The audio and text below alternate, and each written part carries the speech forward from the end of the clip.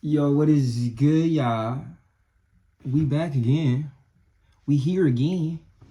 You know what I'm saying? As y'all can tell by the title, first of all,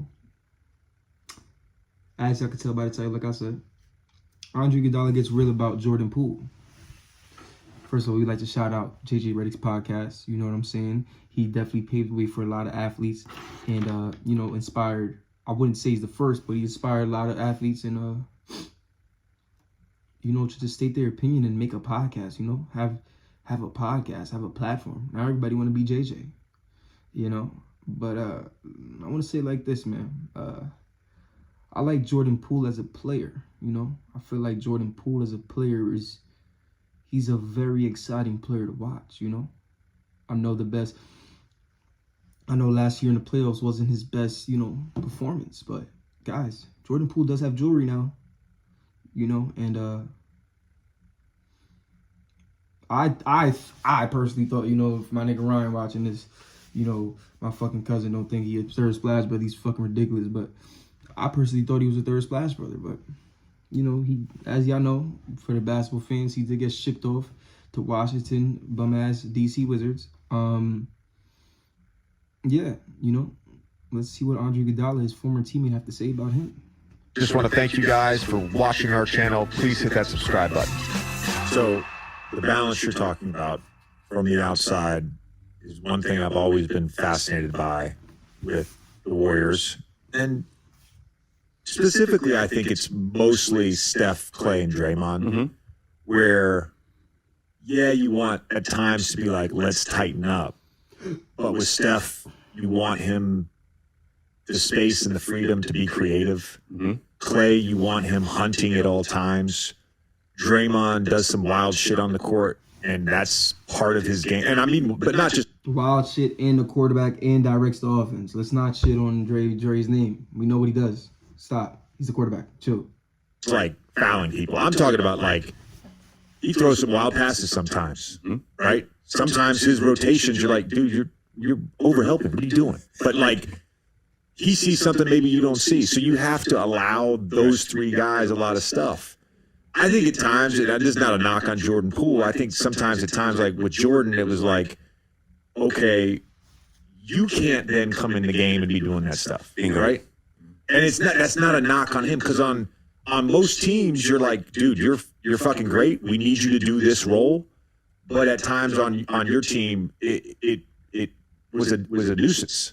Correct. And I think that's why CP is going to help them more than some folks know, maybe more than the team knows. Not to say they don't know, but it was a hindrance to Jordan Poole. Jordan's like, why can't I go out there and be free like them? He doesn't have 4 rings, he has 1, and he did win us a game in the finals. He did do that, game 5. Yeah, game 5. And so he won them a game in the finals. I mean, me personally, watching Jordan Poole's game, it didn't seem like he was limited to his abilities. You know what I'm saying? Like, it definitely looked like Steve Kerr allowed him, to gel and be himself. You know what I'm saying? The nigga was moving like a pretty boy, light skin on the court. Y'all seen the nigga. You seen when the bitches was there. He was acting a fool, so I wouldn't necessarily say he was limited. You know what I'm saying? He wasn't his full potential, but man, shit, we could bet on it. I see him averaging 25 plus on this team. He got his own team to run. Now he can take 30 shots. We have 30-shot Jordan Poole now. Now, think about how scary that's going to be. Think about that shit. Back like, no, I've shown y'all that. Give me some freedom. And I'm second on the team in scoring. Average 20.4. He was second on the team in scoring. Nobody want to speak about that, though.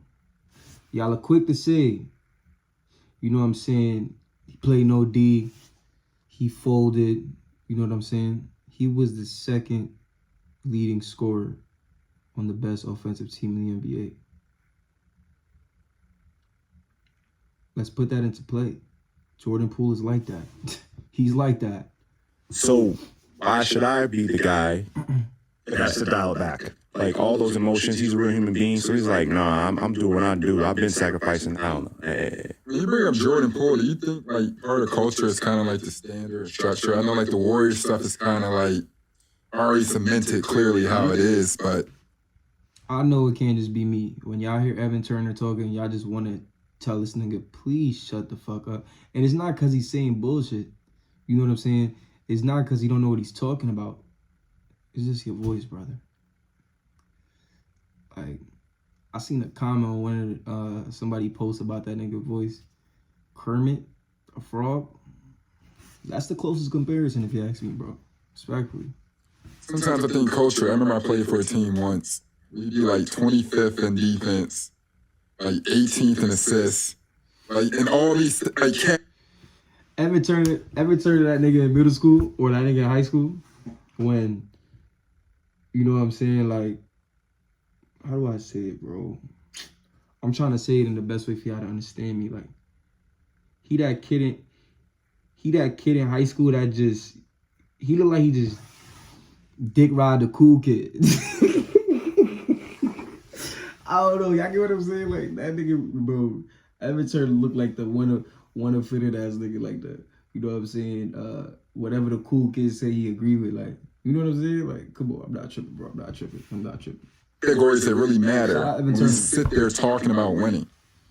Or like literally, and it's like, I don't know about you, but there's no system where you're going to be terrible at defense, terrible at offense. I mean, or in assist or ball movement, and we are really, and then we're going to try to beat the team up the street.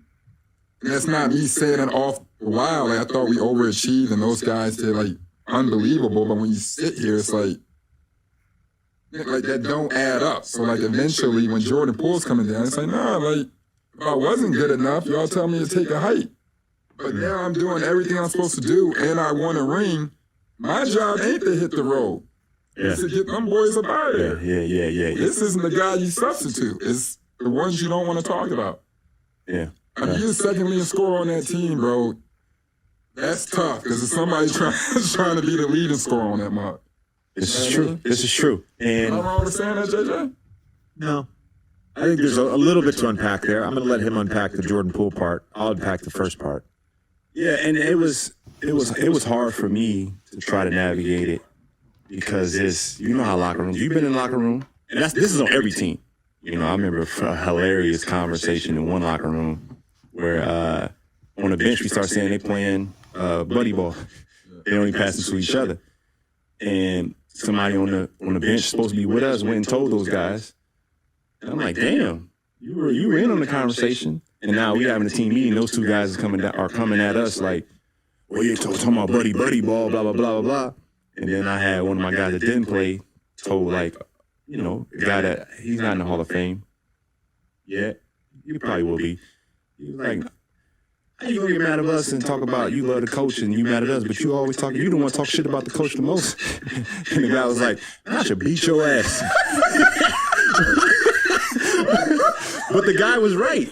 Man, I should beat But it was funny because I'm saying all that because I've been in like many situations where you walk into a locker room and if you talk to one guy, the other guy's mad. And if you talk to that guy, the other guy's mad. And I'm not saying like, I'm talking about situations like 5-6 years ago. So I'm not talking about last year. And it's like, those things can keep. He talking about last year, bro. He talking about last year, bro. Nigga, Jaymo see them chop it up with Jordan Poole thinking they snakes and shit like, y'all never fuck with a nigga. That when niggas start chopping it up with Draymond, you know what I'm saying? Jordan Poole feeling left out and shit like, damn, like, y'all niggas really don't fuck with me. Y'all just fuck with the ops. So I could see what he's saying, that buddy shit. But I don't really think, like, yo, the Warriors is so fucking emotional. Like, I see why the Warrior haters really hate. Like, y'all are emotional, bro. Y'all lose. Y'all don't get a ring one year. Everything hits the fan. There's something wrong. You know what I'm saying? Like, I don't think that Jordan Poole situation had anything to do with their fallout. You know what I'm saying? Maybe their relationship, but at the end of the day, guys, Warriors, that's a dynasty organization. And, you know, they're professionals, bro. Draymond, at the end of the day, he's coming here to do his job. Stephen Curry, at the end of the day, he's coming here to do his job and shoot from half court. Klay Thompson is coming here to do his job and just shoot. Like, everybody's coming in there to do their job. You know what I'm saying? Niggas ain't trying to suck nobody dick. You know what I'm saying? Like, niggas ain't come here for that. I feel like they just... I don't know, man. I feel like the Warriors, man... Y'all gonna regret that Jordan Poole move, you know? I know y'all gonna regret it when y'all don't win this year, because every time it's always something, y'all. Like, y'all just can't take that L on the chin and just move accordingly and set some new shit up next year. Like, the Warriors are emotional, bro. You at the end of the day as a team. And so we talk about Jordan Poole, bro. I compare it to the JaVale McGee situation with Shaq and the Fool. And I played with JaVale on 2 different teams. So I've seen his work ethic. I've seen him lock in. I've seen him dominate games. I've seen his moments where he's 7'1" and his falls look so awkward that it's funny in the moment, and then it's magnified, and then now you're taking one moment away from his 20 minutes where he actually played good. And Jordan Poole had defensive moments last year. And this is my brother. Like, I would be like, hey, bro, like, I'm about to flip sides with these fans. if you fall on purpose one more time to not play defense, I had to joke. And he's my brother. He's my brother. He knows this. Like, I love him to death. But I would tell him, Jordan, it looks like you're trying not to try.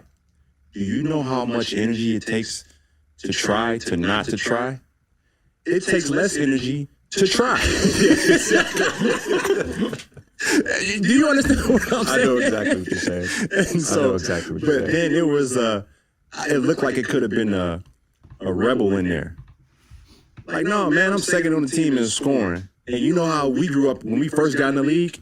If you were a bucket, you got to take off on the other end. Yeah. Right? Yeah. Like Kyle Colbert, if he gave up 30, He loves talking about his Philly teammates. Like, he used to talk publicly about how Lou Williams couldn't defend. oh, I was so mad about that.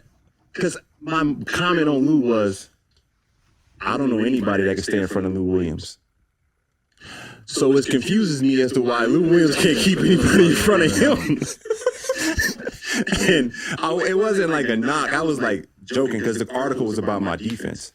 So I can be like, I can have a JJ Redick in me, or I can be like a dickhead on, like, you know, we give backhanded compliments. Mm-hmm. So I actually was giving Lou Williams a compliment, but I was killing him at the same time. It just comes out the wrong And way. it was, and Philadelphia is the worst place for a guy like me to be that way. Like, front page of the paper, Andre McNabb, like, the best player in Philadelphia Eagles history, is not liked by the city.